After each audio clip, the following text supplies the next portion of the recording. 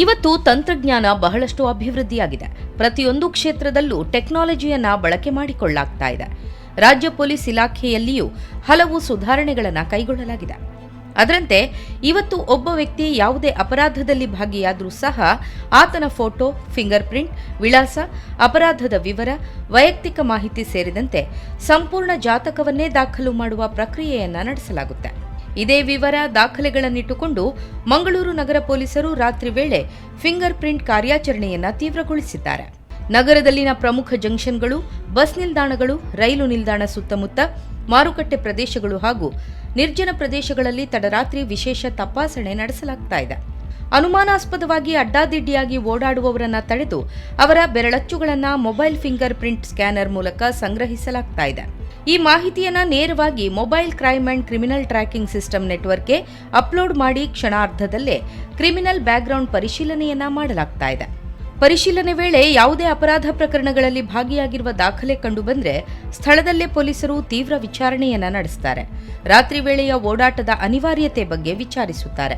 ಇದರಿಂದಾಗಿ ವಾರೆಂಟ್ ಬಾಕಿ ಇರುವವರು, ಹಳೆಯ ಕಳ್ಳತನ, ದರೋಡೆ, ಮನೆ ಕಳ್ಳತನ ಪ್ರಕರಣಗಳಲ್ಲಿ ಭಾಗಿಯಾಗಿರುವ ಆರೋಪಿಗಳು ಈ ತಪಾಸಣೆಯಲ್ಲಿ ಸಿಕ್ಕಿಬಿದ್ದಿದ್ದಾರೆ.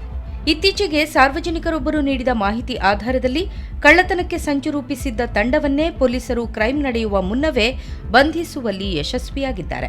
ಪ್ರತಿದಿನ ತಡರಾತ್ರಿ 200ಕ್ಕೂ ಅಧಿಕ ಜನರ ಫಿಂಗರ್ ಪ್ರಿಂಟ್ ಪರಿಶೀಲನೆ ನಡೀತಾ ಇದ್ದು, ಸಂಶಯಾಸ್ಪದ ಚಲನವಲನಗಳ ಮೇಲೂ ವಿಶೇಷ ನಿಗಾ ಇಡಲಾಗಿದೆ. ಕ್ರಿಮಿನಲ್ ಎಂದು ದೃಢಪಟ್ಟವರ ಮೇಲೆ ಪೊಲೀಸ್ ಹದ್ದಿನ ಕಣ್ಣಿರುತ್ತದೆ.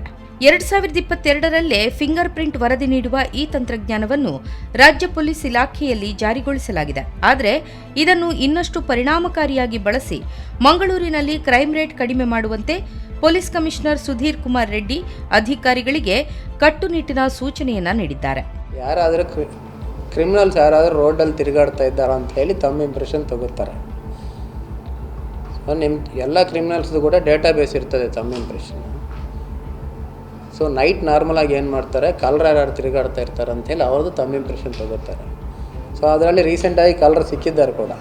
ಸೊ ನಮ್ಮದೇನಂದರೆ ನಂಬರ್ 1 ಇವರು ಇಲ್ಲಿ ಪ್ರಕರಣ ಮಾಡಿ ಬಂದಿರಬಹುದು, 2 ಮಾಡಲಿಕ್ಕೆ ಬಂದಿರಬಹುದು. ಅವ್ರ ಮೇಲೆ ಕೇಸ್ ಇಲ್ಲ ಅಂದರೂ ಕೂಡ ಹಳೆ ಕೇಸ್ ಇದ್ದವ್ರು ಇಲ್ಲಿ ತಿರುಗಾಡ್ತಾ ಇದ್ದಾರೆ ಅಂಥೇಳಿ ಸ್ವಲ್ಪ ಇಟ್ಕೊಂಡು ಜಾಗ್ರತೆಯಾಗಿ ನೋಡ್ಕೊಳ್ತಾರೆ ಅಷ್ಟೇ.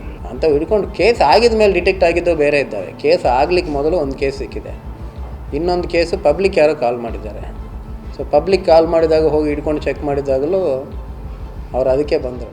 ಒಟ್ಟಿನಲ್ಲಿ ಮಂಗಳೂರು ಪೊಲೀಸ್ ಕಮಿಷನರ್ ಆಗಿ ಸುಧೀರ್ ಕುಮಾರ್ ರೆಡ್ಡಿ ಅಧಿಕಾರ ಸ್ವೀಕರಿಸಿದ ಬಳಿಕ ನಗರದಲ್ಲಿ ಕ್ರೈಂ ರೇಟ್ ಇಳಿಕೆಯಾಗುತ್ತಿರುವುದರ ಜೊತೆಗೆ ಕ್ರಿಮಿನಲ್ಸ್ಗಳ ಎದೆಯಲ್ಲಿ ನಡುಕ ಹುಟ್ಟಿರುವುದಂತೂ ಸುಳ್ಳಲ್ಲ.